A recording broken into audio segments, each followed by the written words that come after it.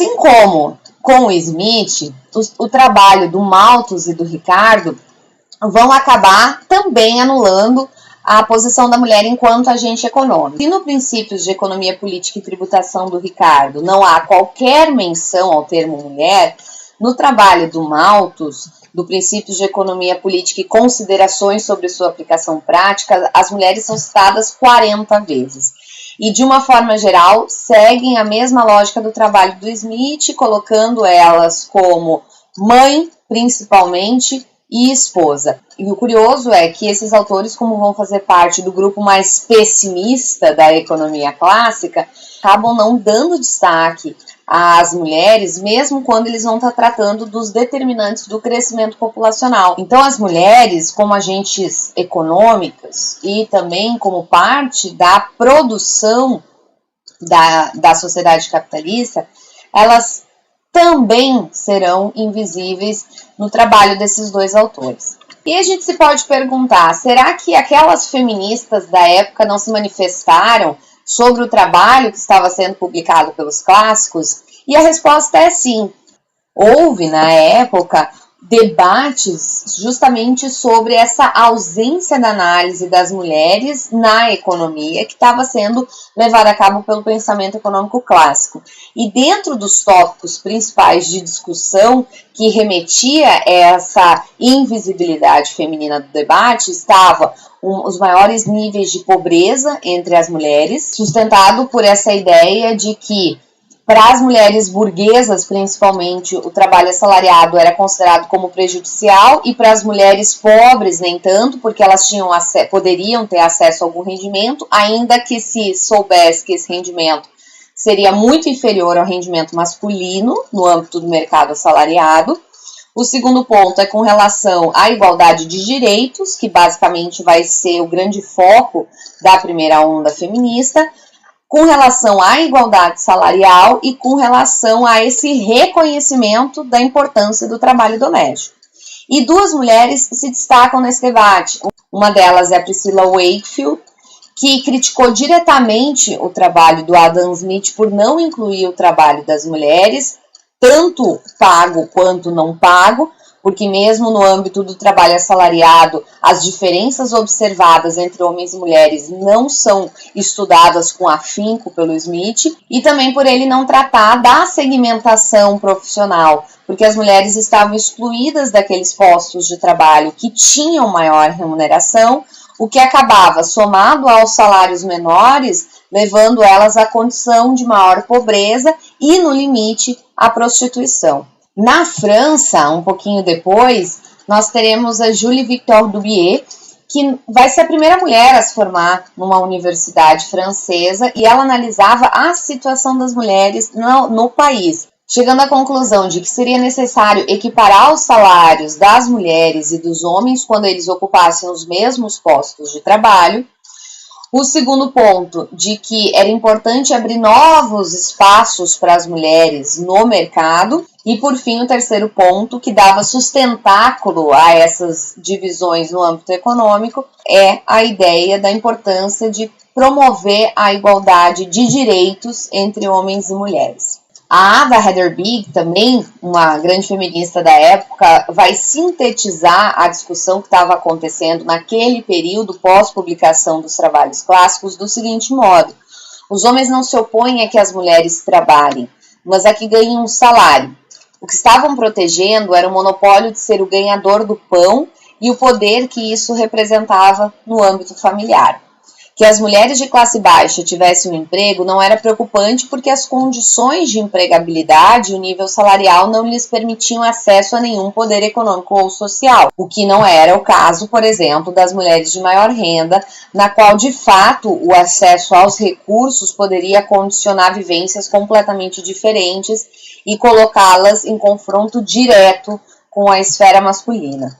Para além dessas feministas que vão entrar em contato com o trabalho dos economistas clássicos criticando-os, nós temos nesse mesmo período também as primeiras economistas, que não tratam diretamente dos problemas das mulheres, mas que vão avançar na discussão econômica no período. E duas delas merecem destaque aqui. ambas inglesas, a Jane Marcet e a Harriet Martineau, que são contemporâneas ao Malthus, ao Ricardo e ao Mill. Nenhuma delas teve formação universitária, embora ambas sejam de círculos abastados da sociedade inglesa, portanto tiveram acesso à educação. E no caso da análise econômica, elas acabaram sendo autodidatas ou tiveram também contatos com os pensadores clássicos no período. O trabalho que elas produziram não é reconhecido hoje pela originalidade, mas por elas terem se proposto a divulgar as ideias econômicas fora das universidades. E mais do que isso, elas também não serão críticas ao pensamento clássico, muito menos no que cabe à omissão do papel da mulher na interpretação desses pensadores.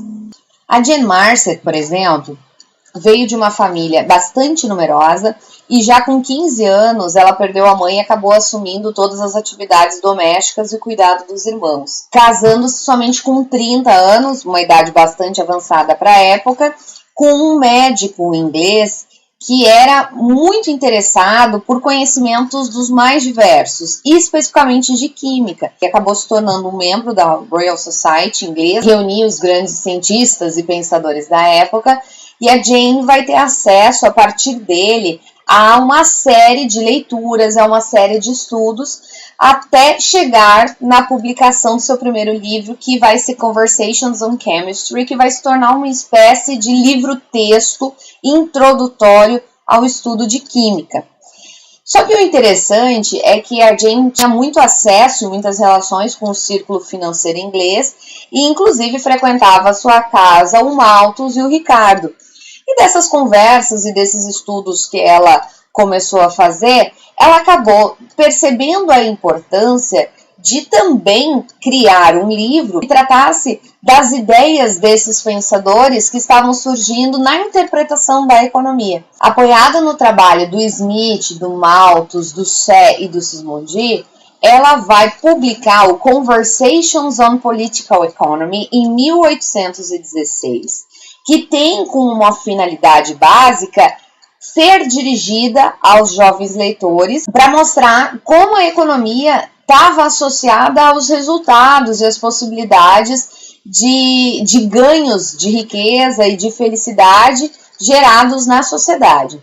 Para atingir esses jovens, a Jane vai se utilizar de diálogos entre duas mulheres, a Mrs. Bryan e a Caroline, e elas conversando vão acabar introduzindo conceitos importantes, como é o caso da lei dos rendimentos decrescentes da produção e também como vai ser o caso da teoria subjetiva do valor, no qual ela coloca que os preços também são resultado das utilidades que os indivíduos atribuem a um determinado bem. Esses dois conceitos, eles ainda não estavam sendo muito utilizados na época, então pode ser reflexo já dessas conversas que ela estava tendo com esses outros autores que posteriormente vão acabar abordando essas temáticas. Um pouco mais tarde, ela vai publicar um outro livro, também com objetivo de difusão científica, que é o John Hopkins Nations on Political Economy, mais voltado para a classe trabalhadora, e que tinha por objetivo fazer com que essa classe trabalhadora percebesse as vantagens dos investimentos produtivos sobre a promoção de um melhor bem-estar para todos, assim como dar um destaque para os perigos da grande taxa de natalidade, do crescimento populacional, como forma de redução dos salários médios dos trabalhadores. Todos esses esforços da Jane Marcet vão ser sintetizados nessa frase do Say, que diz que ela era a única mulher que havia escrito sobre economia política e se mostrava superior em seus conhecimentos que muitos homens. Então essa seria a primeira economista, ou pelo menos hoje reconhecida como economista da história. A segunda economista é a Harriet Martineau, que já nasce no século XVIII e que vai ter uma vivência inicial muito parecida com a da Jane. Embora aos 16 anos ela tenha ficado surda e nunca tenha se casado, inclusive por interpretar que esse casamento gerava uma desigualdade entre homens e mulheres. Bastante jovem, a Harriet passa a ser colaboradora desse Monthly Repository, que é um jornal da Igreja Unitarista, e a família dela era da Igreja Unitarista, que ganha força na Inglaterra nesse período.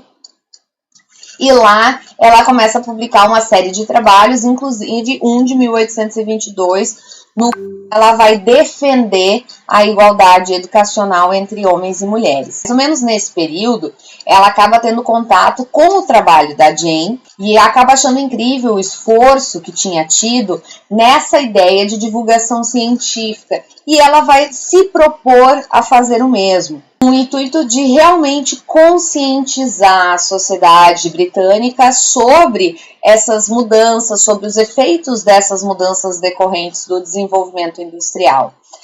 Só que, diferentemente da Jane, que vai seguir a ideia de diálogos, a Harriet vai criar algumas novelas. Então, algumas histórias fictícias que acabam trazendo conceitos econômicos. E ela começa a publicar essas novelas em 1832 e mensalmente vai publicando até finalizá-las em 1834, no que hoje se conhece pelo conjunto da obra como Illustrations of Political Economy. E essas novelas acabam tendo uma difusão bastante grande. Na verdade, ambas tiveram sucesso no mercado editorial inglês, tendo uma série de reproduções de seu trabalho, e alguns dos leitores da Harriet Martinet era a Princesa Vitória, o Charles Darwin e o próprio Malthus. Eu espero que essa interseção entre as mulheres e o pensamento econômico clássico tenha ficado claro e que você tenha descoberto alguns conceitos e pessoas interessantes na aula.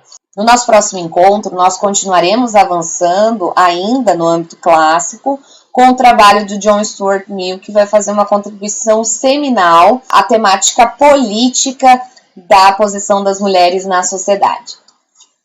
Se ficou com alguma dúvida, me avisa. Até mais. Tchau, tchau.